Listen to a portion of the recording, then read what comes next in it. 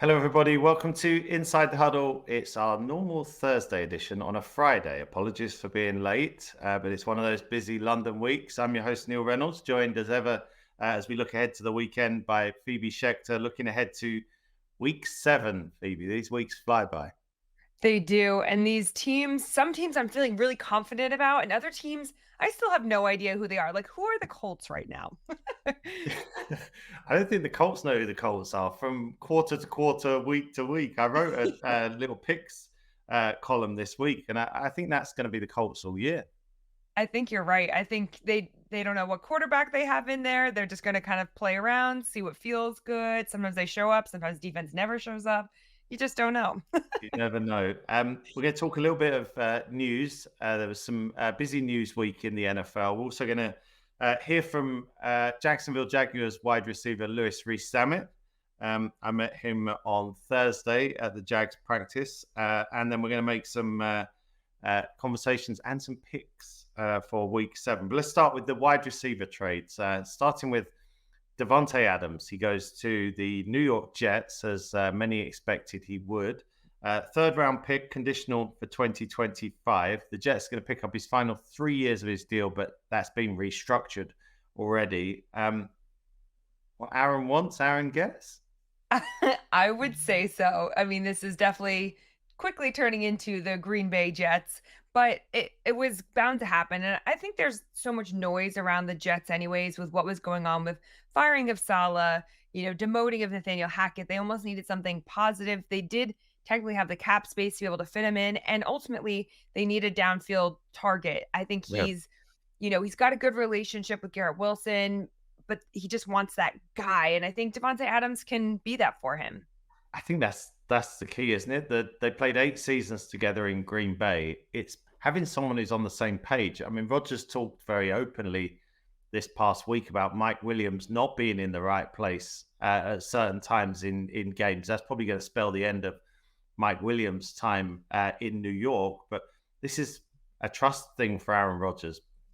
Yeah, and that's what he needs around him, and I think it says a lot about where the organization is. I think, if they're successful this year, whether it's getting into the playoffs, I think Aaron Rodgers might stay around again, Devontae Really? Adams might try and stay around again, so looking at that kind of consecutive, back-to-back success story, hopefully. I mean, if their defense can be consistent enough, this could actually be a really good team. Right. Yeah. I mean that's partly the defense.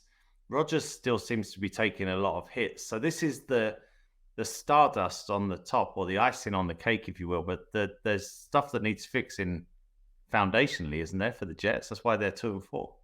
Yeah, absolutely. I mean, and again, coming to the season, people thought the defense was going to be the one that was kind of the stalwart. And how great is it going to be if you've got a defense and at least keep you in the games? It allows Aaron Rodgers to get into a rhythm of things, whereas they've kind of been a letdown in a lot of those cases.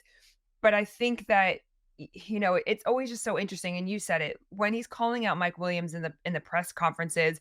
It was interesting. I saw, our friend Ryan Fitzpatrick talking about it earlier in the week, have that conversation with him in private. You don't need to No, publicly put it out there.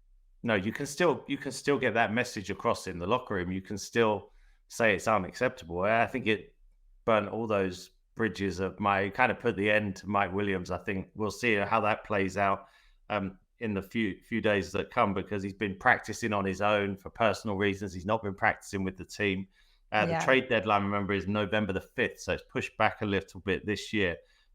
Amari Cooper to Buffalo. I mean, we talked about, is there a number one?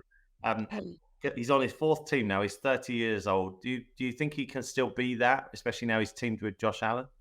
Yeah, I mean, I think he senses that he has a real chance being in Buffalo. They could make that Super Bowl run, and he is really that X factor for them, right? When they got rid of Stephon Diggs, the big conversation was, who are they going to have? I mean, they got rid of Gabe Davis as well, who had flashed a little bit, but they've needed that guy, that go-to, take a top off the defense receiver who can kind of fit in around the Khalil Shakirs and the tight end game that they use so much. So I think that this is a great move. I think they were really smart about it.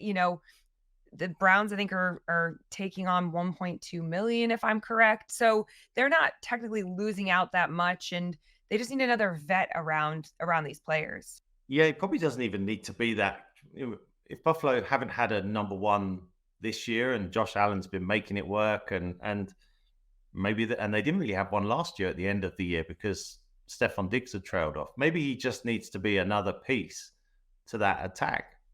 Exactly, and that falls into that kind of Sean McDermott, Joe Brady mentality where it's never just about one person. They just wanna be able to call when your number gets called, that you make those splash plays. So I do think, and they're very smart with how they kind of do their veteran rotation. So I do think this is a really nice fit, and he can get that separation that they've just needed ultimately.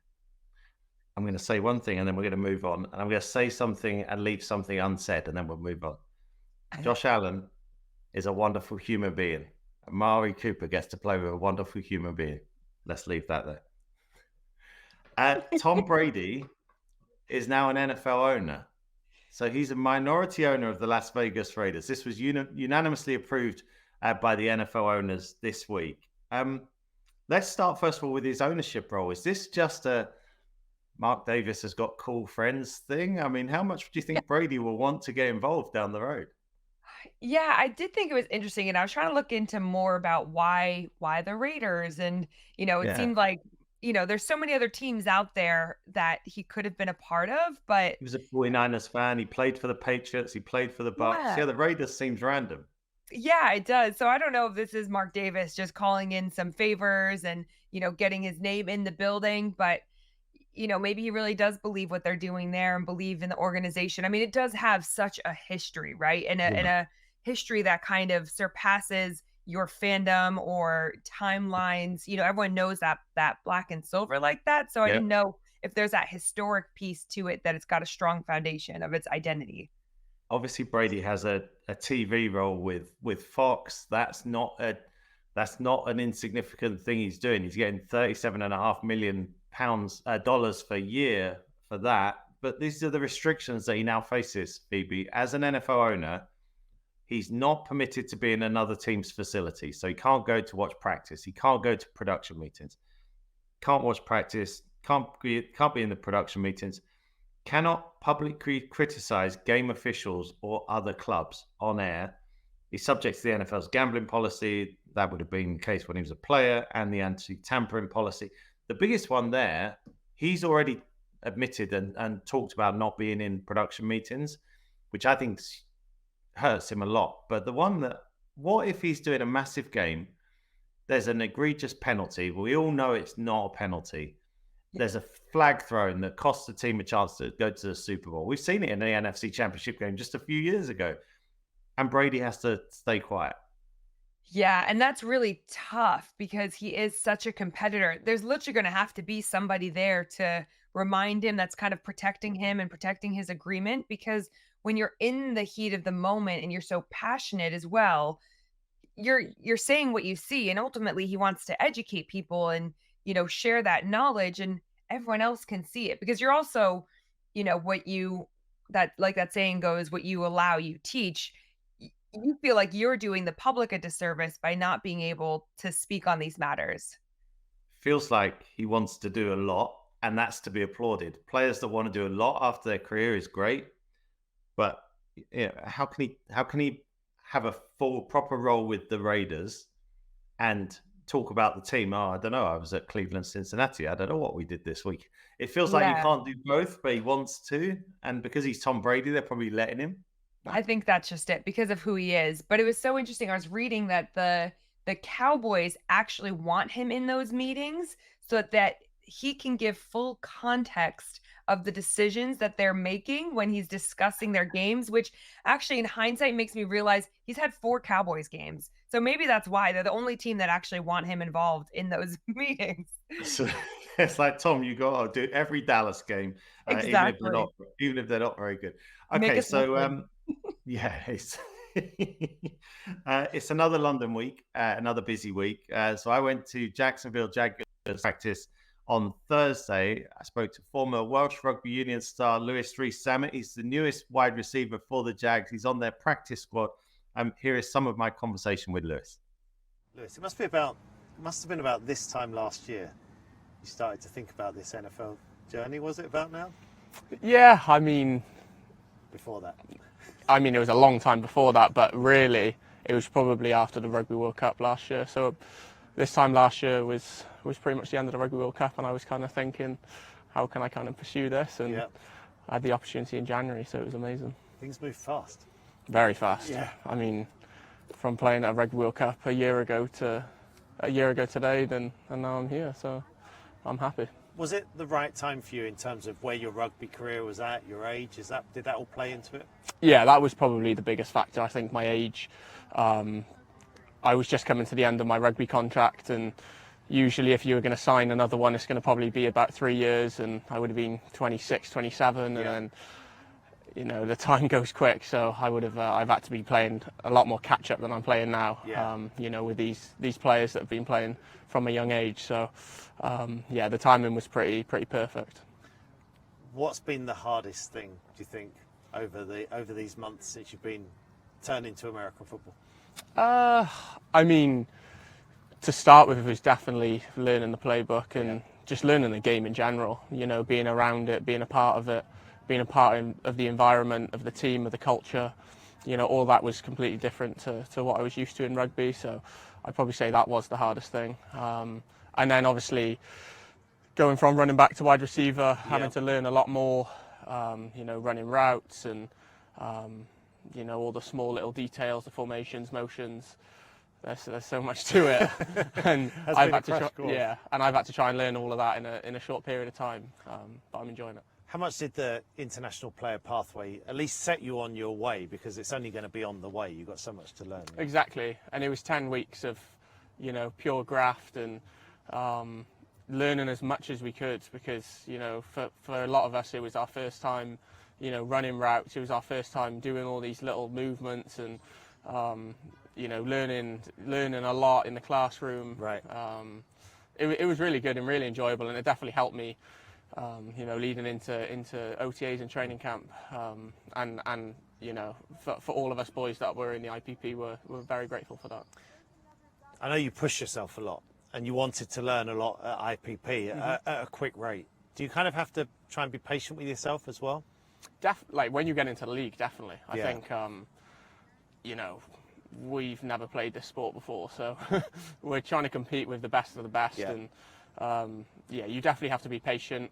You know, for me this year, it's definitely about, you know, learning the game, learning now being a receiver. You know, the craft of being a receiver, and, you know, the small details within that. You know, that's definitely something that I'm learning every single day, from, you know, my fellow teammates to coaches to, you know, watching myself and seeing how I can get better every day. So, you know, it's all the small details. So you went from Kansas City to Jacksonville. Let's talk about the Chiefs. That was where I spoke to you in the summer. You were a running back then. You're a wide receiver now. I think it's okay as an athlete and as a player to say where you feel you're strong. Were you a running back? Were you really comfortable as a running back?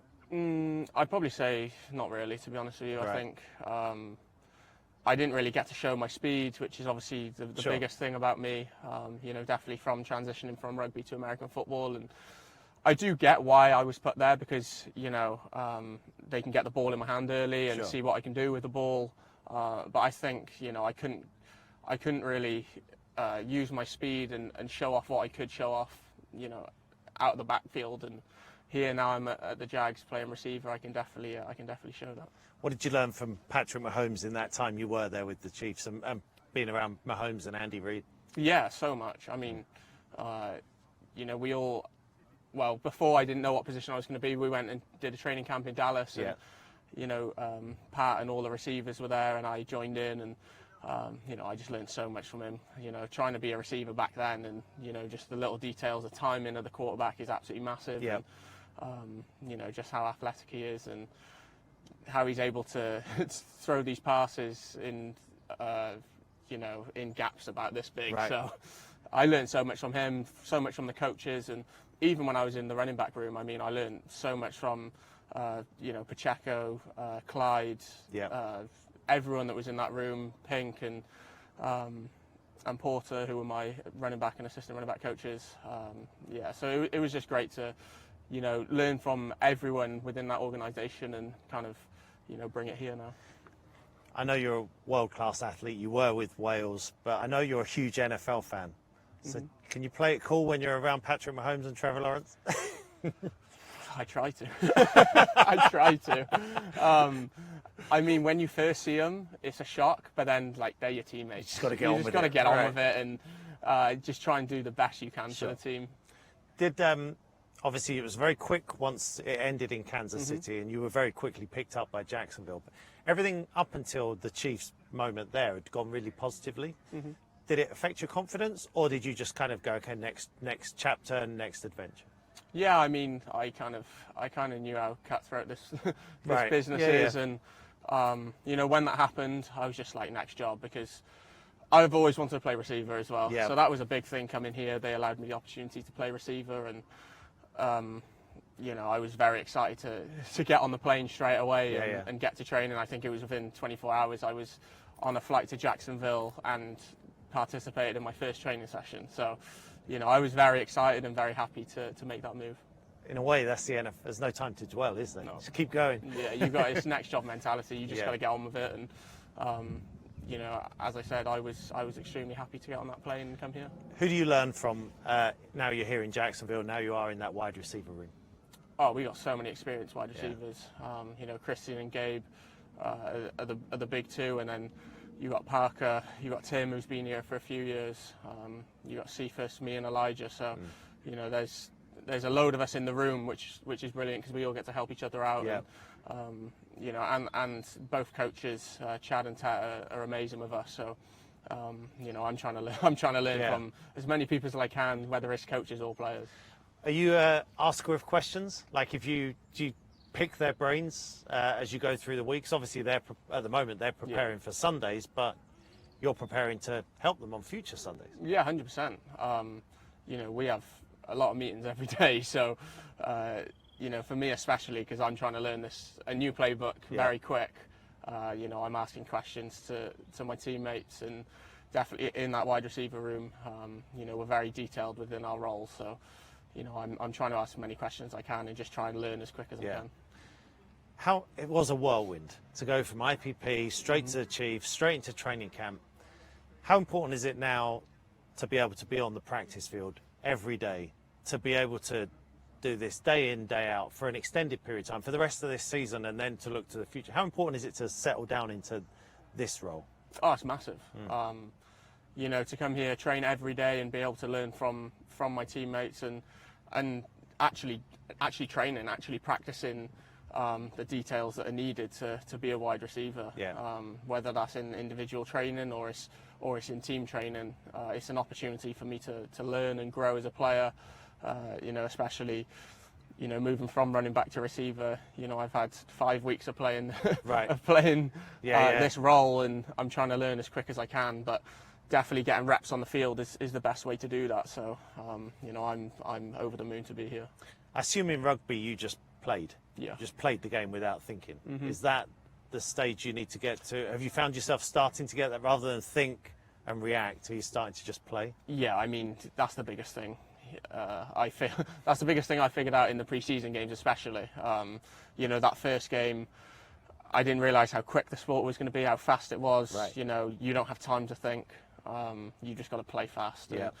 And, the more reps you get, the easier it is to do that. So, now I'm 6 weeks into being here. I'm starting to pick up things a lot quicker, having to think less and just play faster.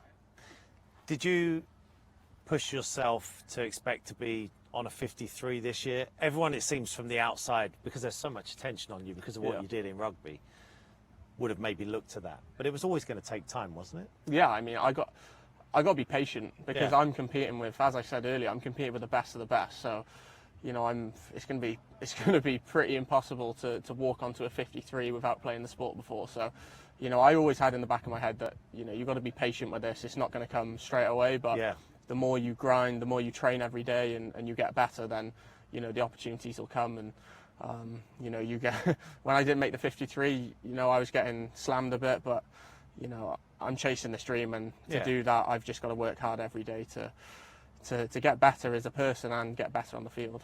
What do you see for the future? What are your goals? Are the ambitions the same as they were when you first decided I'm going to switch to this sport? Yeah, definitely. I mean, you know, this is my dream and I'm chasing it. So, you know, this year I'm kind of taking as, you know, I'm only 6 weeks in being a receiver, and I'm trying to learn as much as I can in this role. But at the same time, you know, I'm eager to play. I'm always wanting to be on that field. So, you know, whenever an opportunity arises, then, you know, I'm going to try and take it. And to do that, I've got to know the ins and outs of every role in my position. All right, Phoebe, it's it's a crazy week. I thought it couldn't get any crazier until I saw you just hanging out with the future king, Prince William, at the NFL Foundation event, high-fiving, teaching him how to throw footballs. I mean, you have one random life. I have no idea what happens in my day today. I just kind of float through life and show up. But I mean, that was very special to be invited to. There's obviously so many rules around what you can and, can't say leading up to it as well. I was Right. trying to figure out what the high five rule is, if I can or can't do that. He high fived some kids, so I was like, I'm the next best thing. I'm a I'm child in. at heart. I don't want to know all the rules, but I kind of do, but you probably can't say them. So we'll just leave it there. We don't want you in the Tower of London, locked away for Sunday. I need you for Sunday. But he seemed to really enjoy it. It's great for the NFL Foundation, which again is one of those things the NFL have laid down those roots here in the UK. The only negative I had looking at that was, did J Bell have to intercept every pass he threw, defending little kids? Could he I'm not so let one of glad. the kids catch a pass from the future king? I'm so glad that you saw that because it was the best thing ever. He got on that flag football field and went straight back to his Cowboys and Giants playing day. He did not care who was on the other side of the ball, who was throwing the football. He was locked down. He was hilarious. I can imagine. Don't you bring that bleep in here, P. Willie? Exactly. Exactly. My house Uh, strapped. What about Lewis? Obviously, there's a lot of outside noise that he has to deal with. A lot of people expecting him to get there faster than he should. And patience needs to be given to him and afforded to him, doesn't it? Yeah, and I think he's handling it very well. Obviously, your interview with him was great. I just think he's in a tough spot right now where he's brand new to a team. He's over here in the UK. He knows he's not playing. He wants to grow the game and he wants to do the best he possibly can. But that means you're also having to face that question of, when will you play or what are your next steps? Where he's just trying to get the new playbook under his belt. Because remember, he had IMG, he's learning all about this sport. Then you go to Right. the Chiefs, that's one whole playbook with a set of terminology. You go to the Jags, that's a brand new set of terminology, even though you're basically saying the same thing, new coaching. And, being honest, you're in a losing season, and that's not easy either. So there's a lot of different external factors going on that are probably not making his life very easy at the moment, but I think he's doing a great job of trying to uphold, the best spirit he possibly can. Yeah, we were chatting off mic afterwards. We were taking our microphones off, and I said to him, you just got to be patient. It's a process. But then I also did say to him to end, you also got to be ready because you're two sprained ankles on that practice field away from being playing on Sunday. It's that kind of Yeah. balance. You've got to take your time, but you've also got to be as ready as you can be. Absolutely. That next man up mentality has to kind of fire through your veins. And, he said he's enjoying being receiver. I think he feels that that's a much better fit for him Yeah, as well, which I agree with completely. I think you and I have said that kind of all along. So yeah, I'm glad that he's happier with the skill he's learning. And he's with my old receivers coach, Chad Hall, who is a ball of energy. right. He's a great teacher. He was a smaller bodied guy playing. And so he has a lot of those kind of tips and tricks of how he can help get him up to speed quickly. All right. Let's move on to what's on our radar this week. I'll start this week because I'm going to stick with the Jags. We'll stick with the theme of the Jacksonville Jaguars because, Phoebe, on my radar was the alarm bells that started ringing when Doug Peterson said after the loss, which was a really disappointing loss to the Chicago Bears. He said, we need to change our culture. And I thought it's week 6. it's Yeah. weeks that you always talk. We talked on our show not so long ago about culture, how important it is, and that it's embedded, and that it's almost should be unshakable if you've got good culture. And he's talking in week 6 about needing to change it. And Andre Cisco is saying that they quit. And there's people in that building that aren't happy that Andre Cisco said that. They don't believe that's the case. I mean, goodness me, we'll talk about the game in a second, but this is a huge weekend for Jacksonville. Yeah, it absolutely is. And, we've seen coaches get fired before, so recently with Robert Saleh after leaving London. And, it's hard when I can understand, you've got a lot of the same guys in the same in the building still. It's not like you've got this new wave of people. Yes, there's some new coaches in there, but ultimately the culture starts with the head coach. So Doug Peterson's been there for years now. It's not that this is a new program for him. And then it's how you convey that message to your assistant coaches, your coordinators. And so you really have to have your finger on the pulse. And I think as the head coach, if you're starting to focus on other areas and you're not there kind of monitoring your day to day of your coaches and how they interact, I mean, all the way down to your physio room and athletic trainer room, what are Yeah, they saying to your players? So you really need to have a great feel on the building and also have a great feel on who are the people that you have next to you that are going to be kind of keeping things in check as well. And I good. think he's lost that ultimately. And I think for Andre Cisco to come out and say that, he must really feel that. And you can see people are quitting. It's not like he's just saying this is out of nowhere. You can see people not running their route to their Right. 100%. So Mm. you can't be mad at him for calling out what he sees, but that accountability normally has to happen within the building. Well, yeah, we talked about that on our show when you, I, and Scott had that conversation. You want it to happen almost naturally from your players. It's not going to be fixed by 3 speeches in London this week. That's the No. concerning part. Is it's much more than just, well, we've got to change our culture. It's got to happen across, like you say, all the levels. And it's not an easy thing to put up a PowerPoint and say, right, let's fix this culture. Yeah, and normally you would rely on your quarterback, right, to be able And to have those conversations in the locker room. And he's openly said, that's just not who I am. I'm not that kind of guy. I'm a they're laid leader. back. Yeah. Yeah, he's very laid back. And so, I think it's hard for his players to stand behind him. So the next steps are, okay, who are your leaders? Are those your Andre Siscos? But if he's saying this to the public, he's gonna lose the, trust of his Yeah. teammates. So they're really in a tricky position, but you do hope that these 2 weeks that they're over here helps build that bond and gets them back on track because that's what we saw last year when they were over here, and they said how positive it was. Yeah. I think being over here this week has bought Doug Peterson some time and bought him Yeah. another game to at least try and fix this. Let's talk about your radar. It's another head coach who's got a winning record, but is there some pressure? Yeah, and I'm gonna bring up Nick Sirianni because he's always had this little bit to him where he's a bit kind of sharp at times, but Yep. he is trying to fight and bicker and have words with his fans at a home game. What are you doing? I mean, After a win. like after a win, exactly. It makes no sense to me, and I think, it's not great for the players too. It's almost like having an embarrassing child that you're having to monitor because you look at Jalen Hurts, and he is not that way inclined whatsoever, and so, Right.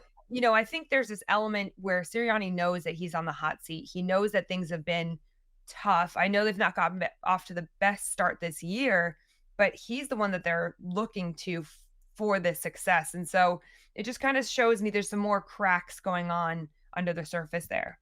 Yeah, this is not that's not a one-time thing. That's No. happened a few times, a few occasions. So definitely something to keep an eye on with Nick Sirianni. Let's talk about some of the Week 7 games then. Let's start at Wembley on Sunday. We talked a little bit about the Jags and their culture. I guess for New England, for me, they're much more dangerous and they're much more watchable. Now, Drake May is in there. It wasn't perfect last week, but he threw 3 touchdown passes. He gives them a little bit more, doesn't he?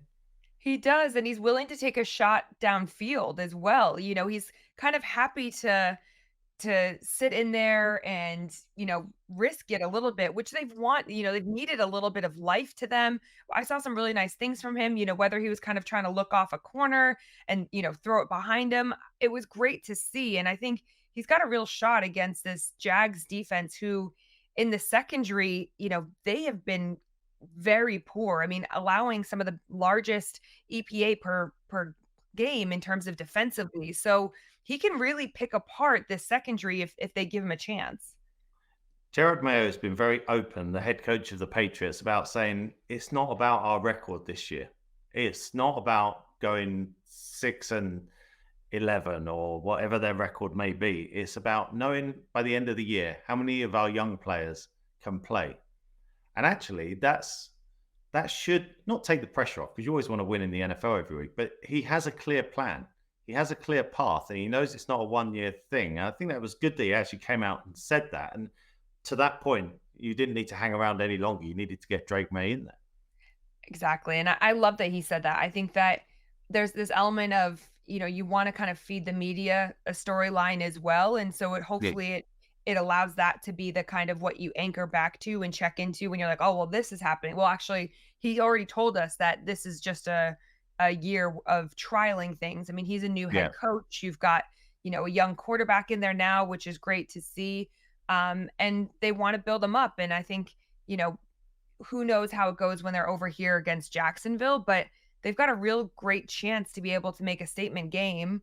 The offensive line is a bit of a struggle for them. And if they can just hold up a little bit, this could be an incredibly competitive game. We normally just pick our games that are on Sky, but we'll do this one. I actually think Jacksonville are going to win. I think Jacksonville will get some of the drops tidied up. If you take some of the penalties out of there, they're a struggling team, but I think they're a better team than New England. I would go Jacksonville still, but you don't mind this being close. You think New England can push them? I think they can push them, absolutely. I mean, Christian Gonzalez has done a great job. I think him versus Brian Thompson Jr. will be a great matchup.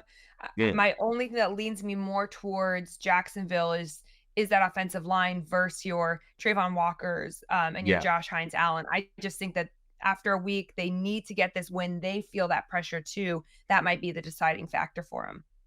All right, let's move on to Sunday. We'll start actually with a game that's not our main game. We'll get to our main game on Sky in a second. But Houston at Green Bay is a really good one that we're going to keep an eye on. Houston are 5-1. Green Bay are 4-2. Phoebe, it seems that the further and further Jordan Love gets away from the knee injury suffered in Brazil, the more comfortable he gets, and the more he looks like the guy we saw back end of last year.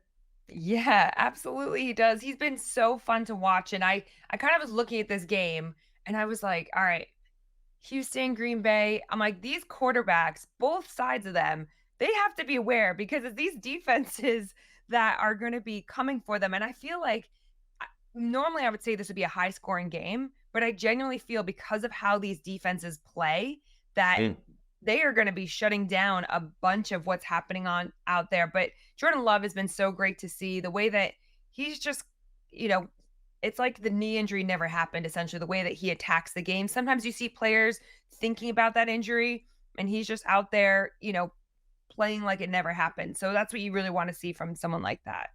Great point on the defenses. The Packers have 17 takeaways in 6 games. So dangerous for CJ Stroud. But then you look at what the Texans are doing around Stroud, and whether it's Joe Mixon or you go to the defense that you talk about, Will Anderson shows up weekly. Houston look complete, don't they? Yeah, they absolutely do. I mean, CJ Stroud, the way that they kind of came off that win versus Buffalo, that's a good team that they're competing against. And, again, kind of leaning towards the defense, especially in this game, the defense is 3rd in NFL in total defense and 4th in pass defense. I mean, they're doing a great job for a young team that we've seen them slowly building, putting the right pieces of the puzzle together over these years. And then you get CJ Stroud, who's willing to stay in there, who's willing to take these shots. I mean, his accuracy is still so fun, and his arm strength is just incredible. The way that he covers the whole field, he makes it look easy. Yeah, that is going to be a good one. We'll be keeping an eye on that one on Sunday. The reason we're not showing that is because our 6:00 game is also another very, very good one. Detroit Lions are 4-1. the Minnesota Vikings 5-0. First of all, the NFC North has all 4 teams have at least 4 wins. The top 4 points differentials in the NFL this season are all from the NFC North teams. And this should be about the undefeated Vikings where we start, but I have to start with Detroit's offense. They're averaging just over 30 points per game, the most in the NFL. They've topped 40 the last 2 weeks. So that offense against Brian Flores' defense, I know we've talked Sam Darnold until the cows come home this year, but I'd start there with Goff against that defense. What do you think? Absolutely. That was my kind of note for this game. This is really Ben Johnson versus Brian Flores, the top offense versus the top defense, because they're just so exciting to watch right now. I mean, even before last week's game versus the Cowboys, Goff coming off a complete game, 18 of 18, what they've been able to do. And then the way that the run game is moving, Gibbs and Montgomery have always been that 1-2 punch that have been so fun to watch. But David Montgomery just took off last week against the Cowboys. And I mean, they are just finding ways to attack you. And I think that, if you're looking at any offense that could really challenge a Brian Flores defense, it's this one because of what they do in the run game. Whether you're getting Penei Sewell pushing up and, getting those great running backs behind him or involving Sam Laporta. I mean, there's just different ways that they can kind of nickel and dime you and get at them. So I just think it's going to be so much fun to watch this game. I'm so excited that we have this game. Good job, Neil. Yeah, this is a good one. Oh, yeah, I'm not sure I picked this one. I think you picked it yourself, but I'll take the credit. Take it. Montgomery and Gibbs are the only pair in the NFL to have more than 400 scrimmage yards, at least 4 touchdowns each. So they're working really well. Jared Goff statistically has been excellent against the blitz this year. And the Vikings blitz 3rd most in the NFL. But Phoebe, I can't get out of my head a game we had last year, Baltimore against Detroit. Sometimes, just sometimes, against a really, really good defense, Jared Goff can look pretty ordinary. If I'm the Detroit fan, that would be my only concern. Yeah, we've seen him implode a couple of times before, and he starts seeing things that aren't there. Those interceptions that he's thrown, he kind of gets in his own head a little bit. So he definitely has the propriety to do that. And I think against this, again, Vikings defense, the great thing is you're going to week 7. You've seen the Vikings defense for all these games, but actually it really never looks the same because you're not only just having to account for, okay, what defense are they in, but what personnel are where. And so it's not just a simple 1-2 read for him. He's really having to make the pre-snap decisions, then he's having to make the adjustments, and then the post-snap decisions. And I think this is a team that can really challenge Goff, and because you don't see anything like it. No other team does what the Vikings do. This would be on my radar if we were going to reverse and go backwards a little bit. Just Sam Darnold, last game against the Jets. Now, it was a good defense. His quarterback rating was in the 50s. So he's won 5 games in a row for the first time in his career. I just want to see if he can continue that. Did the bye week help him? Is he going to was he banged up? That just raised a tiny little alarm bell for me because consistency has been the one thing that's been lacking in Sam Darnold's career. Yeah, and I think, if you don't have Aaron Jones, what does that look like, right? Because I think the run game has benefited them so much what they've been able to do. And they've not been in a situation this season where they've really had to play from behind. So almost like we had said with the Saints, if they have to play from behind, what does that look like if they're trying to play chase or catch up? I don't know. And that's why this game is so interesting because it could go either way. And it'd be interesting. I'd quite like to see how does Kevin O'Connell and that offense organize themselves when they are playing from behind? Like, what are the go-tos that they use, to put him in a solid decision-making position? I can't remember. So I like to tally up my picks. So I write a picks column, and I like to at least have the same picks. And I can't remember who I picked in my column. But I'm going Minnesota here. What about you? I'll go Lions. Let's have a little matchup so I can get more cake. All right. Next up, 9:25, we've got the Kansas City Chiefs at the San Francisco 49ers. Chiefs are 5-0. The 49ers haven't won back-to-back games yet this season. They're 3-3. Obviously, a Super Bowl rematch from last year. And if San Francisco get up by 10 in the fourth quarter, watch out for the beads of sweat on Kyle Shanahan's forehead. I mean, the motivation is going to be high for the 49ers here, Phoebe. How do you see this one going? Yeah, I mean, I think that Super Bowl revenge story is something they'll be talking about all week long because you want to get them motivated. They were so close. You just had it like on the tip Really? of your tongue. And Twice. so, yeah, yeah, exactly. I think for them, they looked good against Seattle. I think the Chiefs, again, we're going back to defense, but Chris Jones just is such a havoc wreaker. I don't know. Purdy's been hit so many times. He's having to throw into such tight windows. Even though the Chiefs offensively don't look great, I trust the Chiefs defense right now to get the job done. And that's how they're having to play. I mean, Patrick Mahomes has got 6 touchdowns, 6 interceptions on the season. I think if San Francisco can figure out the protections, Yeah. then I think they can take this game. So I'm going to pick the 49ers. But to your point, that's exactly where it's going to be won or lost because Spags dialed up blitzes at key times in the Super Bowl and Mhm. the 49ers had no answer. So that's what it all comes down to this week. In the trenches, where you defensive coaches, where you like it, where you like Exactly, where who- the battles are won. Yeah, there Um, you go. Who are you picking? I probably wanna go 49ers on this one because I want them to get consecutive back-to-back games, and I've said a million times, I love Fred Warner, and he is just a Yeah. game wrecker for me, so I want Fred Warner to show up and show out.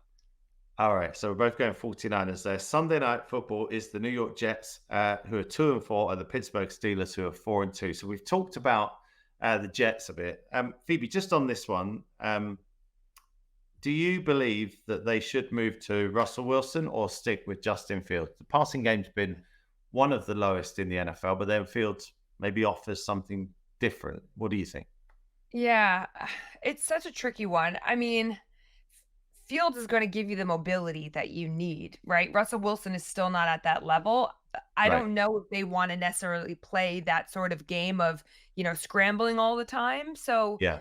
you bring in Russell Wilson for a reason. You had anticipated starting him initially before the injury happened. I think you do have to give him a chance, so to see him playing this weekend, you're hoping that he can be the top version of himself from the Broncos. I don't think he's ever gonna be back to Seattle Russell Wilson, but No. we saw some flashes of him when he was with the Broncos, and that's the In his kind of second, yeah, the second year in Denver yeah. was what they would be looking for now in Pittsburgh, right? Exactly, and I think he can give you that, and I think you need to be able to just get that pass game to become a little bit more of a threat, and Yeah. because at the moment, people crowd the line of scrimmage, Justin Fields eventually is going to put himself in a quite tough position, and so you've got the experience, you've got the decision making of Russell Wilson. I think that it is a positive move. At least give him the chance, right? You don't lose Yeah. anything by playing him. And maybe he'll make George Pickens happy. That is one grumpy young man. I know, he's too young to be this grumpy. Chill out. Cheer up, cheer up. You're playing the sport you love. I think this is, we talked about the Jets and all the stardust on top. They have real offensive line issues. Here comes TJ Watt. I would say Steelers at home. What about you? Yeah, at home as well. I mean, that place is gonna be rumbling, and especially you're so close to New York like that, Yeah. yeah, I'm gonna say Steelers on this one. We're not far away. And there's no coach on a hot seat now in New York. We're not far away from this being a must win, though. To find some positive news, they've lost 3 in a row, the Jets. I know, and if you're bringing in Devontae Adams, I mean, first off, you're already putting the attention on him, right? So you know that the Steelers are gonna be focusing on that, but I just I don't see if they lose this game, what does the rest of the season look like? Woody Right. Johnson, it makes it feel like he's all in on the Jets this year. I haven't seen enough of those flashes altogether. I've seen flashes of Aaron Rodgers being great, of the receivers being great, of defense having great moments, but none of them have actually happened at the same time. Right. Yeah, it's been a very disjointed effort so far from the Jets, and they're playing under such a spotlight as well. We don't normally do this one, but Monday Night Football. There's 2 Monday night games, but this is the good one. Baltimore are 4-2 at Tampa Bay, who are 4-2, and I do wonder. So Baker Mayfield last week led an offense that gained 594 yards. He was incredible in a good and bad way. He had 3 interceptions, but he threw 4 touchdowns. He went to the locker room injured. Then he came back and he was lead blocking on an end around. I mean, I love all of that. Are Tampa Bay more than just a fun story? Could they be an NFC contender yet, or should we not? Is that taking it a bit too far this stage of the season? I think they can be an NFC contender, and I think that they're a team that could be a wild card team. I mean, or even actually make it to the top, like actually earn their spot. I think the biggest thing is, especially in this game, both these teams are built to be high scoring teams, right? We've seen them, these amazing offenses. They're super fun to watch. I think there's times that the Tampa Bay defense just can't hold it together.